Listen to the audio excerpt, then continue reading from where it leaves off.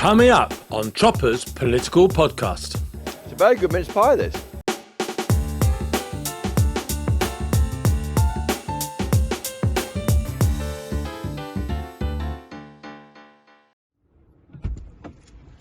Morning. Morning.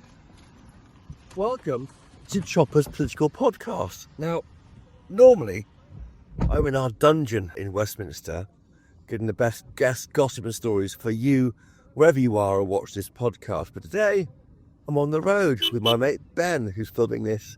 We're off to see the plan for change, the launch of this new idea, this new attempt to focus the government on deliverable targets. But don't call it a reset. It's definitely not a reset. Let's go. It's been a torrid start for Sir Keir Starmer's government. He's so far lost a Transport Secretary, a Chief of Staff, and been laid low by a freebies scandal, while causing rows with hikes in taxes, removing the winter fuel allowance from millions of pensioners and driving up potential taxes for farmers. Later, I will bring you interviews with Kevin Craig, the Labour candidate who's been cleared by the gambling regulator after betting against himself to win his seat at July's general election.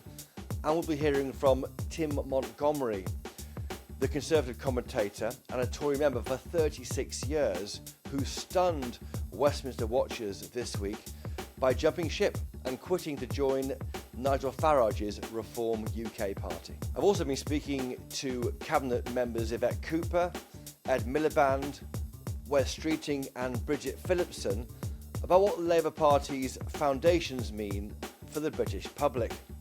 But first, that not a reset speech by Sir Keir Starmer. Well, I'm here in Pinewood Studios. They've given us mince pies and coffee, the Labour government. They want to sweeten our approach towards this reset or not a reset of this government. But the big issue for the journalists in there is where is migration? Where is net migration and legal migration? Where is the plan to cut that? Is it because that's too hard to do it? Camilla Tominey from The Telegraph and GB News, of course, presenting our Sunday show. Why are we here? Why are we in Pinewood Studios? Really good question, Chris. I think it's because they want to do a reset, but they don't want to admit to it. So the Labour Party has been insisting this isn't a relaunch. This was always in the offing. When we were planning the election campaign, we were going to do this speech at this point. He's focusing on crime, and to be fair, there's a little bit of a hark back, isn't there, to the old days with the reintroduction of ASBOs, talking about named bobbies on the beat. The trouble is, if you're going to do a reset, then you really do have to readdress many of the faults of this premiership so far. Where's the big speech on immigration? We've just seen Tim Montgomery defect to reform on the basis of that nearly 1 million figure from 2023. I really think that if he was going to grasp the nettle after what's been a pretty disastrous start, that he should start with the most contentious issue, and in fact he shirked it. That is the elephant in the room. Where is the migration target? We know there are targets on income and kids being ready for school by reception year, ASBOs, building new homes, net national grid, decarbonising it, and NHS, but nothing on migration. Is that because he can't hit a target on that? We saw that with Sunak. He's ideologically opposed to controlling immigration. He did say back in the day, look up that quote about there is something inherently racist about immigration controls. He is pro-open borders. That's why he wants. He says he's not, though, Camilla Tominey. I'm sorry, but go back to his 2020 leadership pitch. Go back to everything he said when he was in opposition. He's perfectly relaxed about hundreds of thousands, if not millions of people coming here. That's the truth. You and I both know it. So we can try and dress it up. Also, look at his appointment as Home Secretary, Yvette Cooper, a woman who doesn't sound particularly credible when she suggests she's going to smash the gangs. We were just having a chat here about who's doing well in Cabinet and who isn't. Cooper hasn't made a mark at all because this isn't a Labour government priority, and that's the truth. But it's damaging to him politically because who will be sucking up all of these Labour voters that do care about migration? Nigel Farage. Amelia Casalico from Playbook. You write the afternoon Playbook email that goes out to everyone in Westminster. You shape the agenda in so many ways. Why are we in Pinewood Studios? I think we're not completely sure.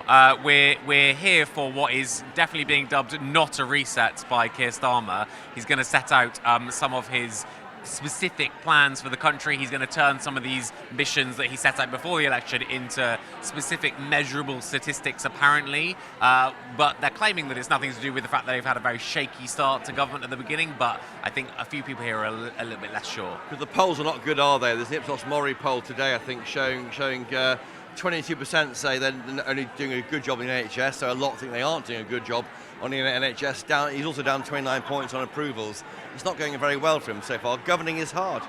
Governing is hard, and they've had a few missteps, say with Lou Hay, for example, and with the donations and the Transport Secretary who quit last week. The Transport Secretary who quit last week, exactly. So yeah, they've had a bit of a rocky start, and I think they're going to hope that this is a moment where they can start to try to turn the narrative around and offer things that they can then come back in the future and say, well, look, we did some of the things that we said we were going to do. That's their hope. We're yet to see the actual documents which will set out these milestones, but it looks like there's nothing specifically on migration or net migration. Is that because they almost admitting defeat? They can't actually cut it properly or even stop the boats? Well, my guess is that they know that it's very difficult to do, and obviously they have a slightly different approach to this. They're saying that they're going to tackle the criminal gangs, etc. I think the reason why they're not setting a specific number on it is because they have seen the Conservative governments before them make that mistake, fail to meet the target that they set themselves, and then the public obviously really do not like that and won't trust them again. Quentin Letts from Daily Mail, why are we at the home of James Bond? I thought you were going to tell me that. I don't know. Special effects, Starmer needs them. It's a missions. It's a relaunch. You know those European space launches? Yes. Where the Ariane goes up like that and then crashes. Well, you have to have another go after, you move aside the wreckage and then you have another go. So astronaut Sir Keir is climbing into the rocket as we speak, hoping that this one doesn't blow up. They will tell us...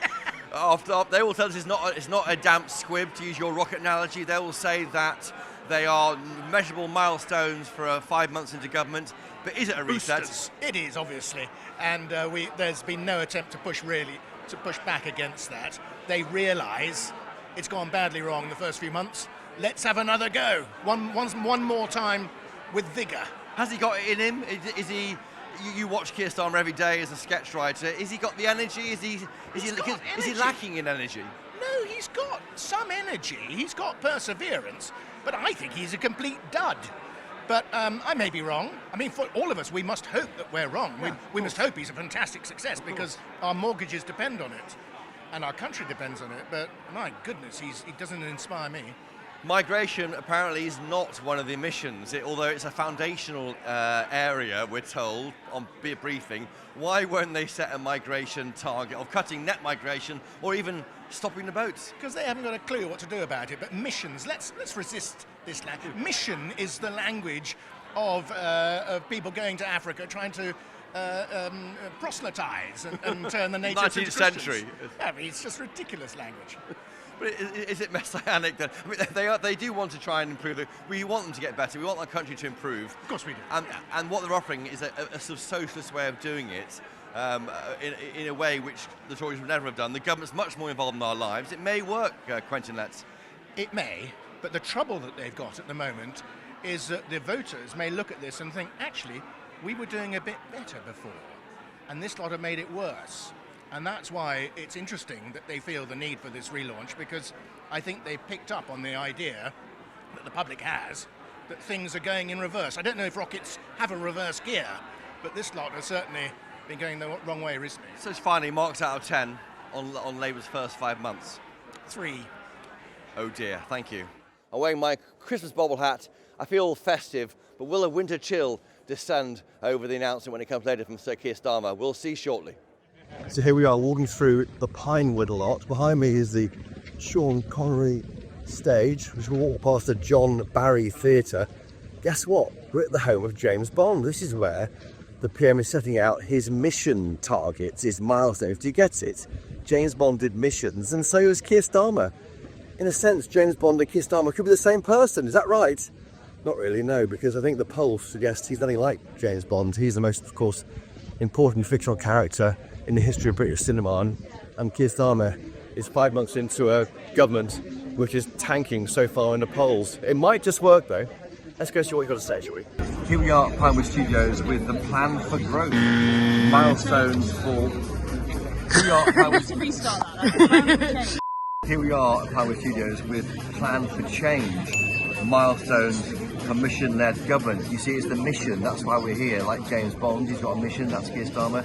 Do you get all this stuff? You know, it's hard to understand, isn't it? So there we are, look, HM government, it's a bit like, frankly, a manifesto to this government 5 months in. Why they couldn't do this at the beginning? Well, they were trying to work out where the targets were. But in here, I'm whizzing through the document right now. There's no, obviously, milestone for migration, and that's the big hole in this plan. And the critics will say, you're not doing that, Keir Starmer, because you know you can't hit any target on migration that's meaningful for millions of voters, and that could be a problem. But first, that not a reset speech by Sir Keir Starmer. You know, the leader of the opposition thinks that if you do a couple of shifts in McDonald's, then you can become working class. So by that logic, if I keep coming back here, I could be the next James Bond. Now, listeners to Chopper's political podcast will know that Kemi Badenoch told me that remark, that she became working class working at McDonald's, on this podcast. Yes, this one.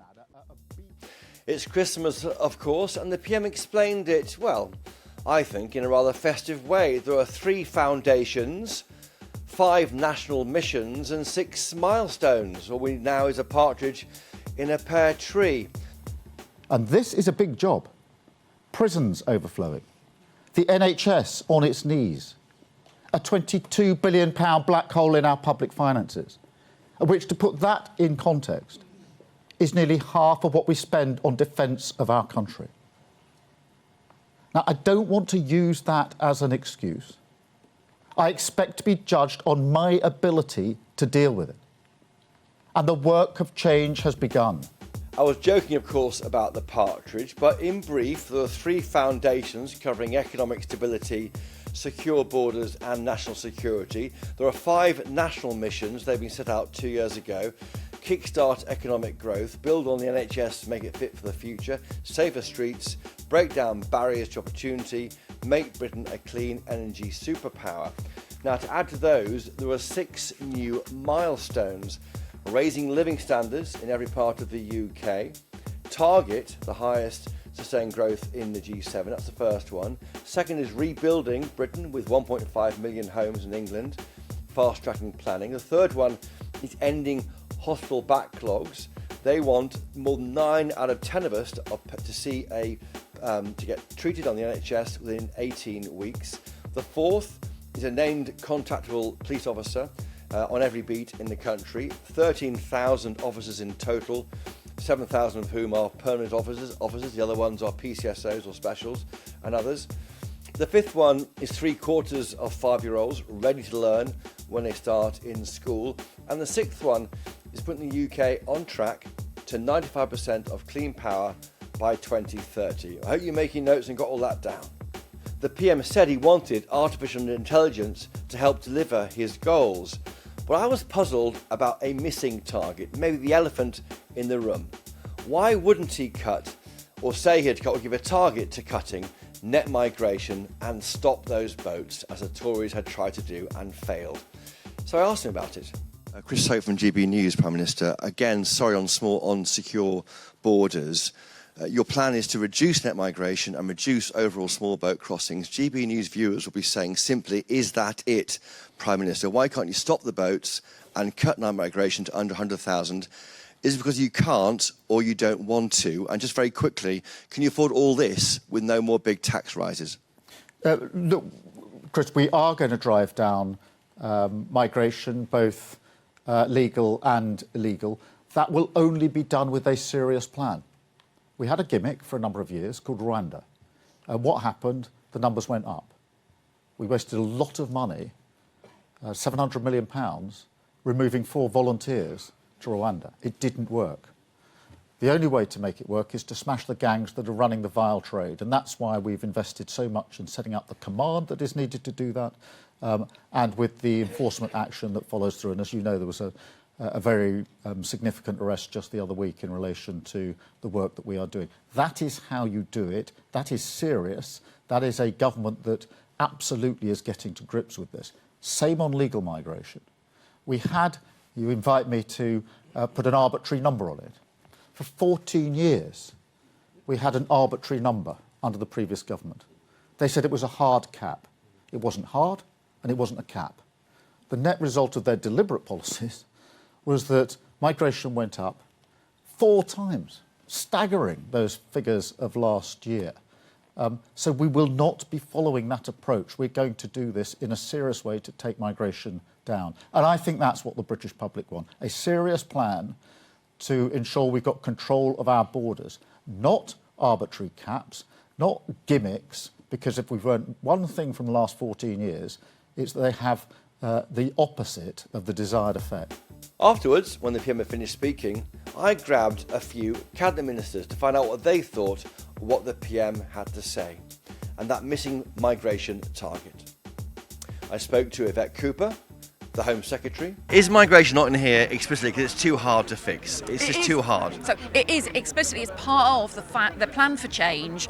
It's actually one of the foundations of the plan for change, because border security alongside national security and economic stability, those are the 3 things that actually become the big foundations that underpin everything. So we say very clearly in the plan for change that we need to bring down legal migration and bring down illegal migration. We've seen legal migration soar. We've seen this 4-fold increase in overseas recruitment at a time when training in the UK has been cut. Well, that is just a broken system. And we also are setting out the further action on going after the criminal gangs who organise these dangerous boat crossings. But no numbers.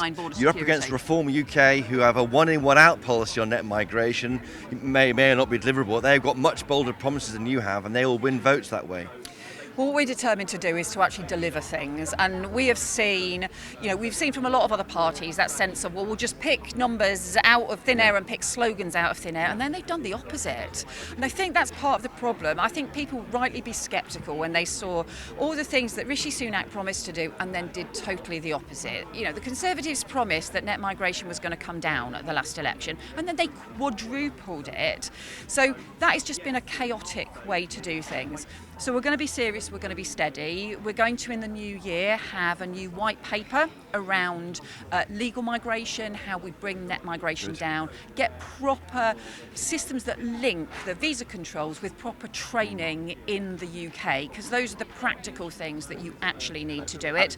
And then also the stronger action to go after the criminal gangs as well. So on policing very quickly, Yeah. are there parts of London where you don't feel safe, and how will you, when you can guarantee that they'll get safer? I think this is about the whole country, and we need to get neighbourhood police back on the street in the whole country. We've lost around 10,000 neighbourhood police PCSOs over the last decade from our streets, and you really see it in town centres. We've seen shoplifting and street theft just really soaring because the neighbourhood police aren't there to tackle it, to do the prevention work, to go after the repeat criminals, offenders who are getting away with it. We want our streets to be safe. Ed Miliband, the Energy Security and Net Zero Secretary. Have you watered down your commitment to 100% clean energy by 2030? No, because when we launched the pledge, when we launched the whole mission, we said there will be a small strategic gas backup reserve. The National Energy System Operator a couple of weeks ago set out what a clean power system was, and this is their definition. And nothing there about cutting bills by £300. You mentioned that in the election period. Nothing in here. It's the document says very clearly it's about lowering bills for good. We are absolutely convinced that this will lower bills. This is absolutely what this is all about. And all these easy targets, you haven't included migration, a big one that is hard to control for all governments. I think these are really difficult targets. Look, these are really challenging targets. 18-week waiting, hasn't been done for a very long time in the NHS. 1.5 million homes hasn't been done for a long time. A clean power system hasn't been done ever in the UK. So the idea that these are easy targets, no, quite the opposite. These are challenging, but I think it gives the public a sense of what this government's priorities are, and also a sense of optimism, actually. I think in these targets is an optimism about what we can achieve. And you can get there finally with no more big tax rises. Absolutely. We've set out, Rachel set out in the budget her plan and her fiscal plans, and that's very clear. I spoke to Wes Streeting, the Health Secretary, By my count, 3 foundations, 5 national missions, 6 milestones, and a partridge and a pear I tree. knew that's where you're going. Merry Christmas. Merry Christmas to you too. Is it a bit overly complex? It's our job to simplify it for you and get your message out there as journalists and challenge you about what you're saying, but is it a bit too much? No, I think one of the virtues of the Plan for Change is its simplicity and setting out those milestones that GB News viewers and others will judge us on at the next general election. And these are tough targets. 1.5 million new homes is a tall order, but you saw that you probably couldn't from where you were sat, but I could see the Deputy Prime Minister's face when people saying, "Are you going to deliver?" And she's like, "Yeah, bring it on." She's really up for it.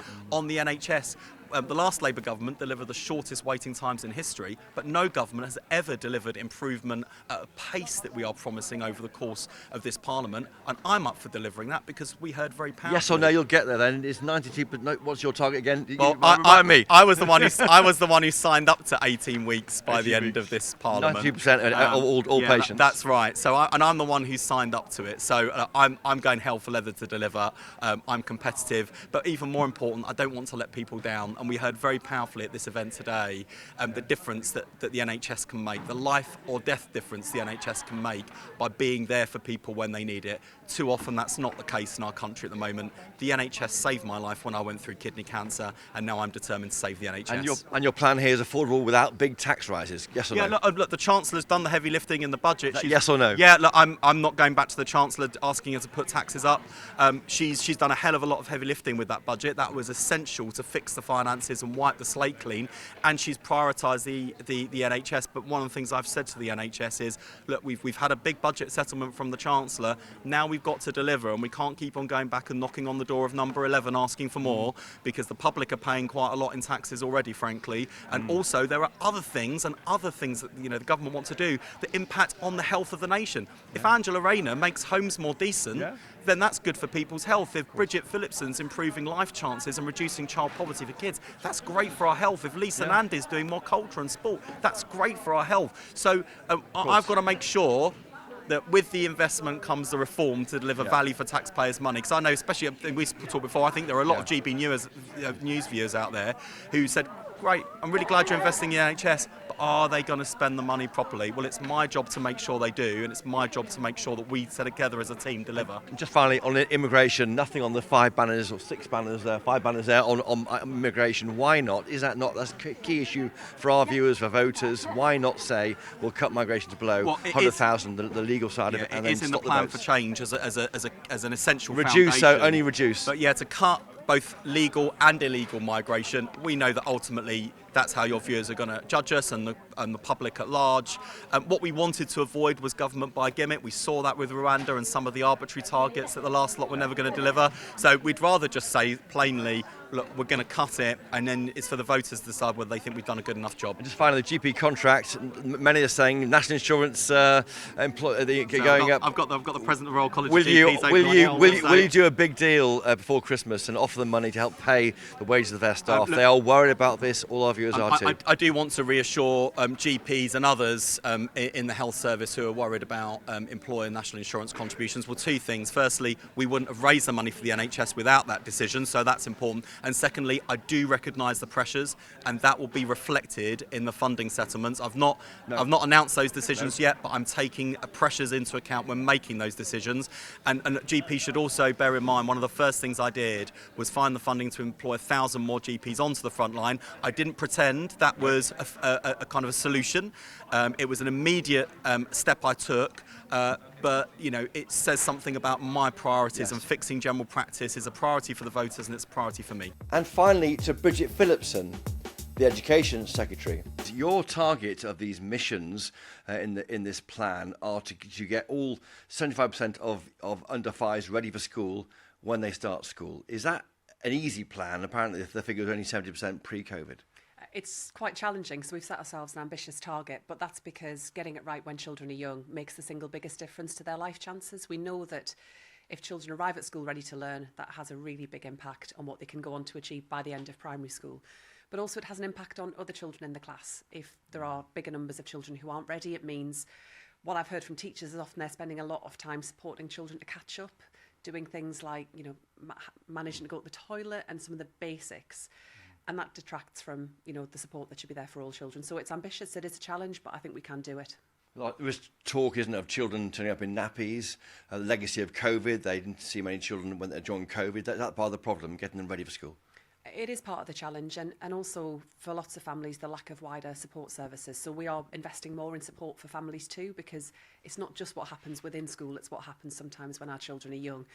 And I'm also working really closely with Wes Streeting, the Health Secretary, because it's also about early health as well. So access to health visitors, that there are lots of challenges that we see, but a lot that we can do working across government. And the milestone today is about driving forward that change. When I became Education Secretary, I said that the early years was my #1 priority. And that's because it's where we'll make the biggest difference to children's life chances. Taking a step back from the whole plan, is it affordable with no big tax rises? Well, we just had the budget, of course, and through that budget, in my area, we have secured additional investment going into schools, going into childcare and early years provision, and into family services. We've now got the spending review, the longer spending review that will come up. It is going to be tough because the economy's in a mess. We inherited a really difficult situation. But of course, we want to make sure we get to a position where families are better off. And that was, again, one of the key milestones today about people feeling better off, as well as having good economic growth. If we get that right, that means you do have different choices and we don't have to look to taxation. Big if there, so you can't say no, can you, to no more tax rises? I don't think Rachel Reeves would be too happy if I set out the next 4 budgets or so on your programme. But yeah, we do want to make sure that working people are better off. We don't want to see the same level of tax rises in future. It was necessary, unfortunately, because of that big black hole the Conservatives left behind. Why no hard target on cutting net migration or even stopping the small boats crossings? So secure borders was one of the foundations of what we set out today, alongside national security and economic stability. Secure borders, I think, is a fundamental that people should expect. We've already got to work on, making sure we're removing people who don't have the right to be in this country, bigger numbers than we'd seen in the last year, cracking down on gangs with the Border Security Command. It is essential that we tackle this. Keir Starmer was very clear in his speech today that both illegal and legal migration has to come down. Well, they must come down, but there's no way of working out if you're anywhere near progress before the election. I mean, just on hotels housing asylum seekers, they've gone up by a net 7 since the election. So how can voters trust you on getting to grips with this big problem?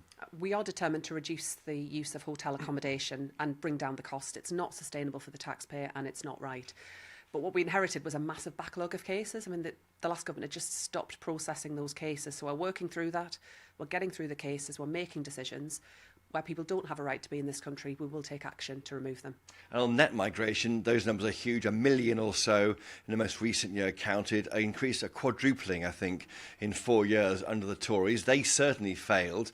But how can our viewers know that Labour's government will get a grip on it? We will get a grip on it. That number is not sustainable, and we do have to bring it down. What we're not going to do is set an arbitrary figure. We saw that before under the Conservatives. Year after year, they kept saying they would bring down immigration with a numerical target that they never reached. But what you won't see from us is gimmicks like the ridiculous Rwanda scheme that they set in place that, only sent a couple of volunteers at huge cost to the taxpayer.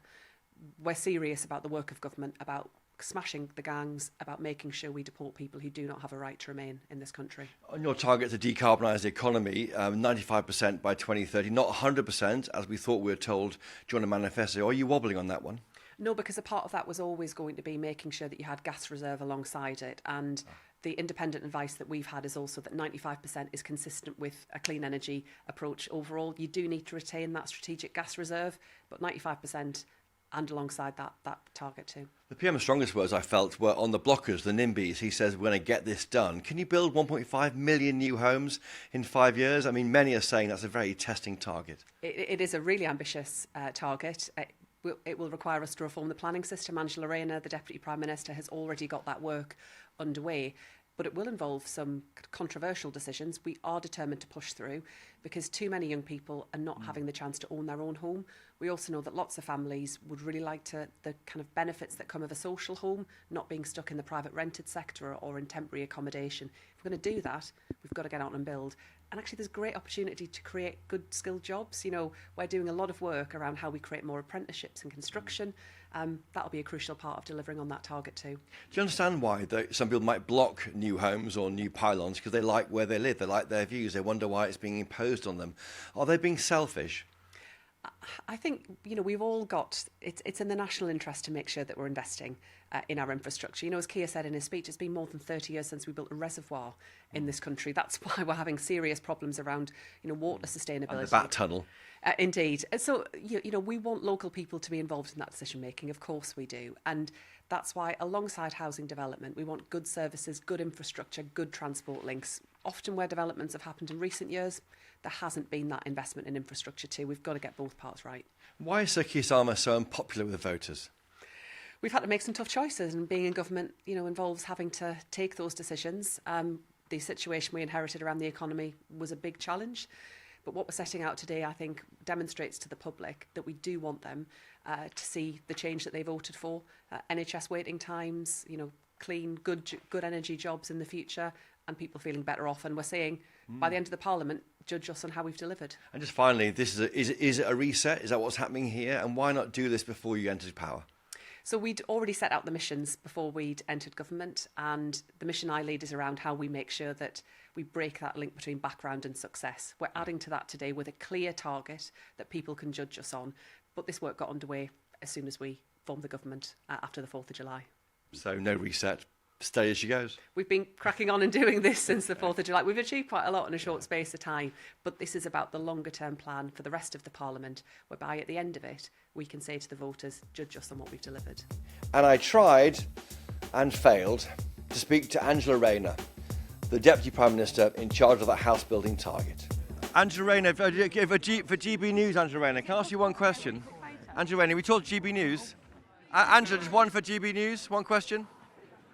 Sadly, Angela Rayner not wanting to talk to GB News there. We're trying to ask questions about her plan for change, but sadly, other broadcasters came first. Now, this week's podcast is not all about Sir Keir Starmer's not reset speech. Earlier this week, I sat down with Kevin Craig, an old friend of mine, who found himself in some hot water earlier this year when he stood to be a Labour candidate at July's general election in Suffolk and placed a bet on himself to lose. The gambling regulator has now cleared him, and this is his first broadcast interview since then.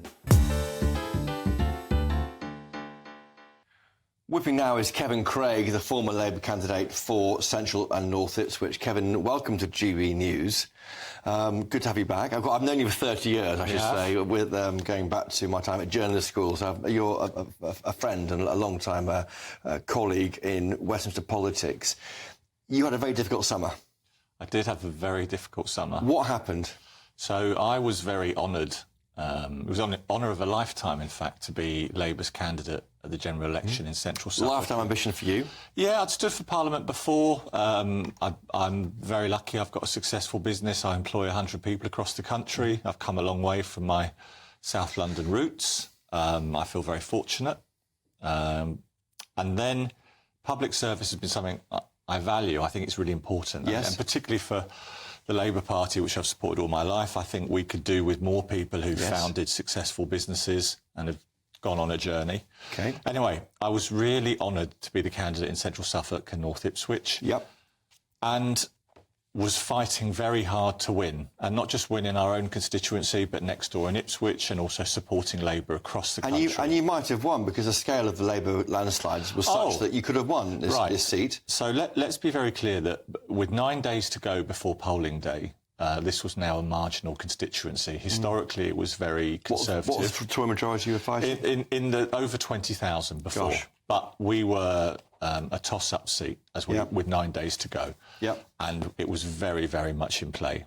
And then something happened. Right. So as background, you'll remember, because you live and breathe this, Chris, but you will remember one of the moments in the election was that a betting scandal developed where a number of Conservatives and some police officers apparently had been betting on the date that the Prime Minister would call the election. Therefore, the accusation being that they knew the date when they put money on it. So that blew up, and the Labour Party and Sir Keir Starmer... And that investigation carries on. And they made say, denial of all wrongdoing. Indeed, and that rumbles on. And anyway, so that was big.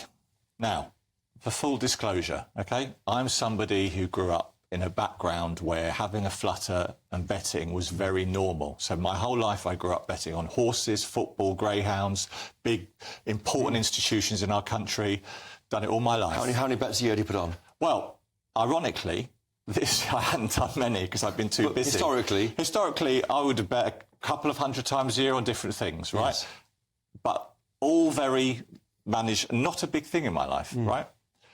And I had bets on this election. Now, the bizarre thing is, the bet that caused so much pain was, as we approached polling day, I was so invested in winning this. It mattered to me. I was so inspired. I thought to myself, how am I going to feel if we lose? This is going to be terrible. So I did that thing, and I know it sounds stupid, where if you're a football fan sometimes, to numb the pain of defeat, you'll have seen this, that some people bet against their team.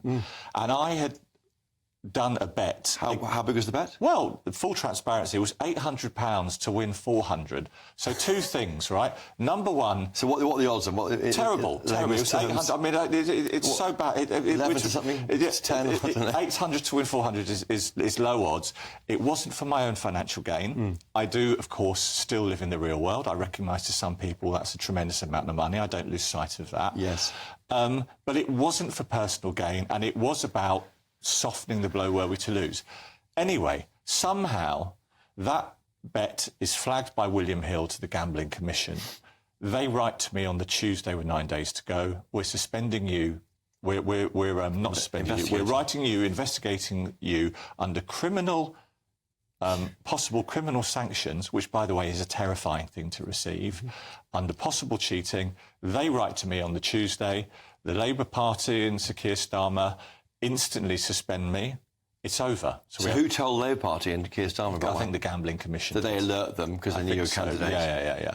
And I think, it was a massive topic, OK? So there's all this... And the election's moving a million miles an hour. And actually, the Labour Party obviously wants to talk about issues, about health service and about a better world and not this stuff. And for all sorts of reasons, I'm instantly suspended. I can't campaign for the last 9 days. I'm not allowed even to call myself a Labour candidate. Was a bet on you to lose or the Tory party to win? No, I mean, it was me to lose, I think. Yeah. It sounds so stupid in retrospect, OK? But I try to convey to people that if this has been a part of your life and your culture, I've had to learn how to and remind myself how others could see this, and it's been tough, right?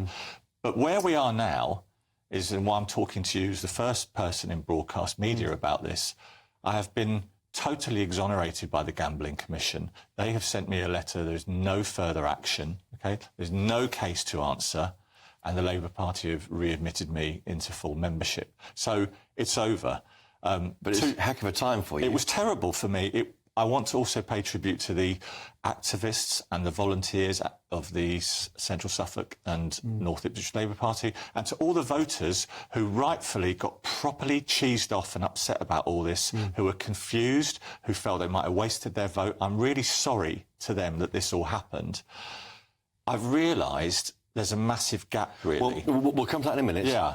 But so then you then found yourself in a media storm. It was terrible, yeah. You're the journalist outside the house, I suppose. Days of it, sticking cameras. How did you get out of the house when you were there outside your front door? Well, do you want the true story? Yes. So, for the first time in 20 years, I had to get out of my own house over the garden shed.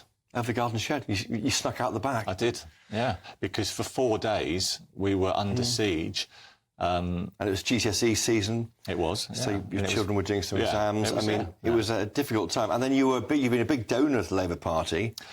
And then the money was handed back. Well, that was painful, and I'm not going to deny that.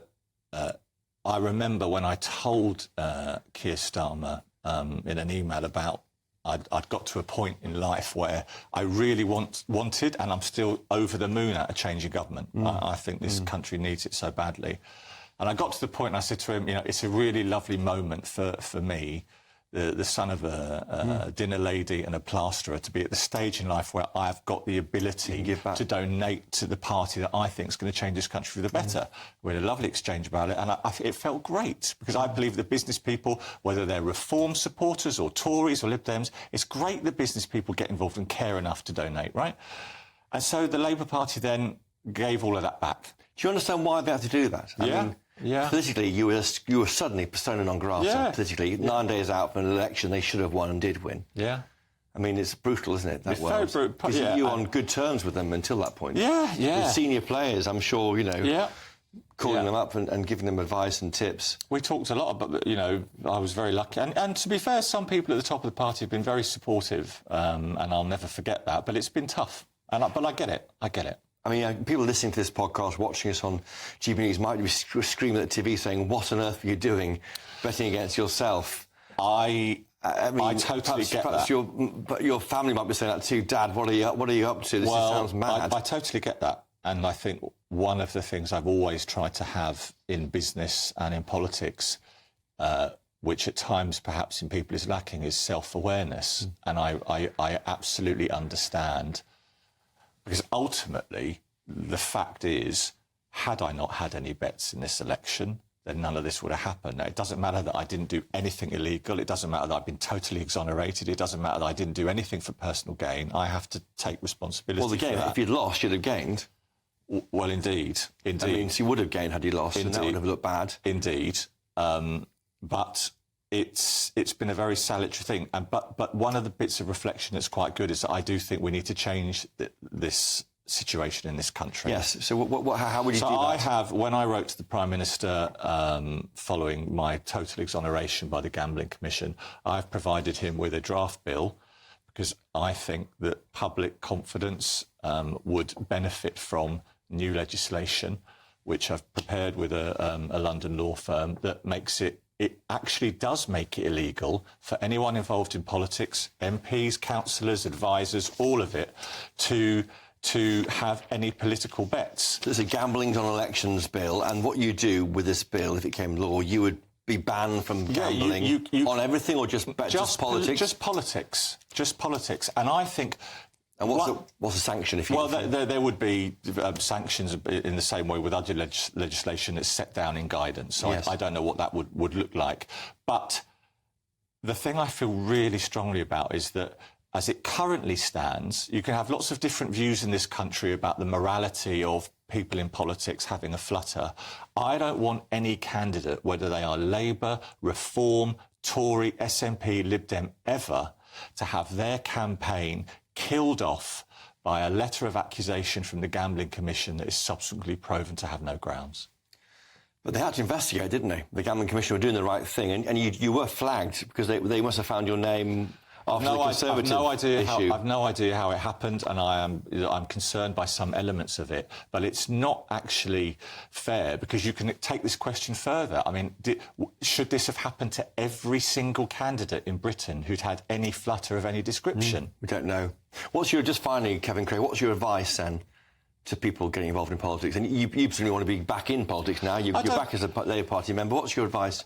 Well, Don't put a bet I would on. say I think there's probably a play in this, which I'm thinking about writing, called "Don't Bet on It," which is it doesn't matter whether you have to totally look at everything you do in the light of, if you're standing for public office, in case the very unlikely happens, and also if things do happen, think about how can you try and make it better in the eyes of the public, which is what this legislation is about. And perhaps an apology, as you say, there to the people of... I am very, the party. I am, and they know that. I am so sorry about this happened, and I hope that in future years I won't be thinking about it as I have done every single day since late June. Well, Kevin Craig, difficult year, but thank you for coming on GB News and Chopper's Political Podcast. Thank you. Pleasure, Chris. And finally, in the week that Reform UK claimed its 100,000th member, the party seemed to be making some inroads into the Tory membership base, with the arrival of former Tory minister Dame Andrea Jenkyns as a member. But I was more taken by a second defection, which got less headlines this week, but more interesting, I think, all the same. Tim Montgomery, a Tory member for 36 years and founder of the Conservative Home website, he surprised many in Westminster by joining Reform UK. Tim Montgomery, great to have you back on Chopper's Political Podcast. It's great to be here with your new iteration. I haven't been on it. I feel like I'm here with two of you. Huge picture behind me of my face, which I don't insist on, but Rebecca, the producer, demands is there for those who are watching it on YouTube. What on earth have you done? I have thought asked that question myself a bit in the last 24 hours. Look, leaving a political party, for those who sort of aren't part of one, is more than leaving a political party. It's not just a political statement. You know, for 36 years, it makes me feel quite old, Chris, but I joined the Conservative Party when I was 18, been sort of associated with it since I was 11, but let's not go there. It's a network of friends. It's almost like a family. And so to leave the Conservative Party was a really difficult decision. It's been something I've considered doing at the general election. You may remember at the general election, I said, well, if I was in Clacton, I would vote for Nigel Farage. That was a safe thing to say because you're not in Clacton. Yeah. And you were saying, you said about Labour, if I were in a certain place and there's a good Labour MP, you might vote Labour. Yeah. So that's what anyone can say, I think. Okay, but that's fair enough. But it's something that's been on my mind for a while. And it's a cliche, but I think it's nonetheless true, is that I feel the Conservative Party left me rather than I left the Conservative Party. Let's work out how all this happened. Yeah. So you've been thinking about it since before July. A long time, yeah. Yeah. And who approached who first? Have you had a meeting with Nigel Farage, Richard Tice, Zia Youssef, the chairman? Nigel and I have been speaking for years anyway. And so I think he knew where I was heading. But he's been brilliant, actually. He's never pushed me. No. Never said, are you going to finally do it? It was me that really took the initiative. You rang him up? Rang him up. Well, I WhatsApped him, I think, and said, I'm ready. And said, I'm thinking of jumping. Yeah. And he said, come over and we'll have a chat. Yeah. And, any promises from him? Maybe a safe seat somewhere at the next election? Or I know you have more. You are being very cynical, Chris. It's a job. I will never stand for Parliament. I've never been interested in doing that. And actually, I did say to Nigel, because you know what I've been like in the Conservative Party. I've not exactly been the most loyal of members. I've caused a lot of trouble for the Tories. And I said to Nigel, when I handed over my £25 in cash, I said, are you sure you want me? Because, I'm going to remain someone who speaks my own mind. And yeah, I'm definitely a believer in Nigel. I think he's one of the most charismatic, effective politicians of the modern era. Hugely gifted. He's given me my country back, in my view. On the immigration, he hasn't. He got 5 MPs. I mean, he hasn't given anything back. He got 5 MPs. No, but I'm talking about the members. Brexit. Oh, the Brexit. Sovereignty. Sovereignty. Without him, there wouldn't have been a referendum. Of course. Without Boris and him, there wouldn't have been a victory. That's correct. But I'm always grateful for that. There'll be no vote that takes place in my country during my lifetime that'll be as important to me as that vote that we had in 2016. And gripping that idea of sovereignty and understanding the power that Brexit's given to our political class. And I think the Tories just haven't even gone there. They haven't tried to embrace what it is and make... People blame Brexit for things. I don't blame Brexit. I blame people for messing it up. Well, look, you've touched on the core for me, is that in 2016, people voted to leave the European Union. But, the working class people who'd never voted in a generation, they came to vote for something different. They wanted a fundamental reset of the British public life. And the Conservative Party had a big majority in 2019. They could have delivered it. And what did they do? Rather than decrease immigration, they increased it. And some. Yeah. Rather than keep taxes down, they put taxes up. Rather than sensible environmental policies, they lurched to net zero. So you compare what opportunity the Conservative Party had to do what Donald Trump has done in America.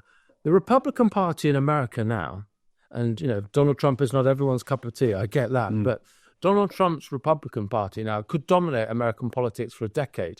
Yep. It's ridden these trends of, blue-collar people moving right, while the ideas, class and intelligence... But he's done that from within the Republican Party. So you had the chance to do that. You could have affected that change from within a structure which exists in the two-party structure. You're choosing to leave that and go into a challenger party. Well, I did my bit, Chris. You may remember I joined Boris Johnson briefly in 10 Downing Street, and it all went wrong.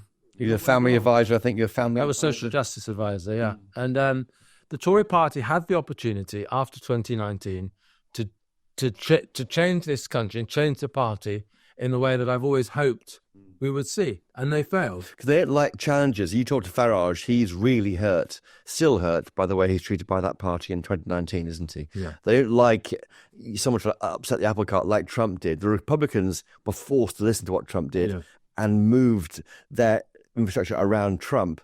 Farage offered that same challenge, I would argue, to the Tories. And they weren't interested, and he was one thing I do like about Nigel Farage, many things I like about him, but ultimately he's a patriot. And so in 2019, he could have won more seats than he's got now in Parliament, but it might have been at the cost of Brexit. And he wanted Brexit. He wanted that more than he wanted political advantage. But now that's all history. The Conservative Party squandered their opportunity, and I think there's only one political party now that really is serious about getting to grips with the fundamental issues that this country faces, and that's reform. Would you have joined a Richard Tice-led Reform Party? It's a really good question. I like Richard, but Nigel, and the other side of this question is, would I have stayed in the Conservative Party if Robert Jenrick had won? Who was the person you're backing? And the truth is, I probably would have done for at least a longer period. But ultimately, I think the trends that have forced me to, compelled me to leave the Conservative Party would have asserted themselves. So it may have taken me longer to join a Tice-led party. It may have taken me longer to leave a Jenrick-led Conservative Party. But I think I probably would have ended up in the same place just at a later date. You now find yourself on the hook for reform's sins. I noted an interview on TV on Wednesday morning. James Murdoch, of course, he's had a historic conviction for repeatedly kicking his girlfriend, and you have to defend these people, don't you? And that was awkward for you, but you answered honestly. Yeah, well, I did say when I handed over my 25 quid to Nigel Farage, are you sure you want me? Because I will speak freely. And I've already started to do that. And look, I think if someone does something in their youth, they should be allowed to be forgiven. 20 years ago is a long time. But if the story is true about kicking a woman on the ground, it's just too much for me. So he should be out the party? Well, I don't know all the facts of the case, but if the basic facts which seem to be true are true, that you kick a woman on the ground, that to me is disqualifying for public. You can still, work in all sorts of fields in public life, but being an MP, that seems to me to be. He's yet to explain himself, James Murdoch. Yeah, and we are trying to get him to explain himself to GB News. Would it surprise you that I have heard of a senior Labour strategist saying that he is not sure, it's a 50-50 chance that either the Tories or Reform will be the main right-wing challenger party at the next election? Well, that's what I think these next 2-3 years are about. And this is me talking freelancing, Chris, is at some point, I think before the next election, Reform and the Conservatives will have to reach some sort of accommodation or arrangement. Now, I have no idea what that form might take, but you could see, formally or informally, Reform being given free, ascendancy in the north, Tories ascendancy in the south. A gross simplification at this stage, but that's for the future. It's certainly above my pay grade. Would you want to broker that deal? I wouldn't want to broker that arrangement. I'm not sure the Conservative Party would be particularly keen to have me as a broker at the moment. But for the moment, it's about the two political parties, Reform and the Conservatives, fighting for who has the best position ahead of that. So you're saying you can see Nigel Farage as Prime Minister, aren't you, by doing this? Nigel Farage is one of the most accomplished politicians of the modern era. Michael Crick, you must have read Michael Crick's biography of him. Yeah, Michael Crick is no, obvious fan of Nigel Farage's politics, but he recognised in Nigel Farage someone who's led a populist movement in Europe to success, more successfully than almost any other. Against strong headwinds. The political headwinds are all against him, all the main parties against him, and his key issue, again, no one's policy was Brexit, by the way. No one's policy was Brexit, even at the last 50. And he's got rid of extremists, which is often something that's frustrated populist movements. Well, he's killed the BNP. He's killed the BNP, I think which is a by public existing, service. he killed the BNP. Back in the day, 7 or 8, when the BNP had MEPs, I think, from memory, didn't they? Yeah, with public money going towards them. In the same way Mrs. Thatcher, Margaret Thatcher, killed the National Front in the 1970s. So I don't know where he might end up. But he certainly has the talents to go all the way. The policies are quite simplistic, aren't they? One in, one out, net migration, cutting, I think it's a few percent off all government spending. I mean, these are businessmen's policies, not political policies. I mean, they need some work. Well, we are, to put it lightly, we're 5 months into a new parliament. Reform is a young political party. It's a young movement, still finding its feet. If you are telling me, is their manifesto ready now? No, nowhere near close to it. But they've got the time to begin to put that together now. And I think the huge opportunity is, and it's a sad one in a way, is the Conservative Party brought itself into disrepute during its time in government, and it was rejected in July. Labour Party are managing to bring themselves into disrepute at extraordinary speed by their own failure to govern properly. So the two main political parties that the British people have traditionally turned to are in a bad place.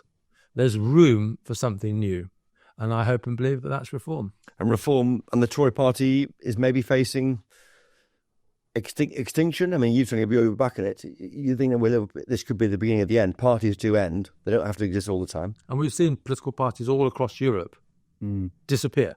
So there's no reason why the Conservative Party should carry on. And my problem with it is Nigel Farage joked last week. He said, if Tory MPs had to defect, half would join Reform and half would join the Lib Dems. And that's the problem. It lacks fundamental coherence as a political movement. And that's maybe the first principles that Kemi Badenoch's trying to drill into the party as she develops her policy platform over 2 or 3 years or 4 years. Have you spoken to her, or is she sent you a text saying, what are you doing? Or see ya? I approached a number of Conservatives, including the Shadow Cabinet, before I left, just to tell them what I was doing. Tried to keep you? A couple did. Most knew that I was a pretty strong-willed person when I made a decision. Yes. It wasn't argued. But I don't really have a relationship with Camilla Tominey, so she wasn't one of them. I think you matter doing this. I mean, I think, we're all just journalists, commentator. But I think what you symbolise from the grassroots is a moment of pause for thought for them. You founded Conservative Home, didn't you? Yeah. I think other think tanks too. I think you've been Centre for Social Justice. That's it. Forgive me. Yeah, which is sort of cross-party, of course. But you've been at the heart of, I would say, certainly centre-left thinking and speak often for the Tory party. I mean, how do you feel about this? It's emotional. It is emotional, and I normally can do these sort of interviews without sort of really thinking about them, but I've done a lot of them in the last 24 hours. And last night in bed, I lay awake for 2 hours. I couldn't sleep because so much to process. And, some people said to me, you betrayed everything you stood for. And, that hurts coming from, I ignore what people say on Twitter most of the time.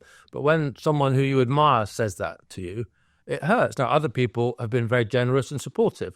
But when someone you respect says that to you, it causes you to pause. So I think I have done the right thing. But my goodness, it's not been easy.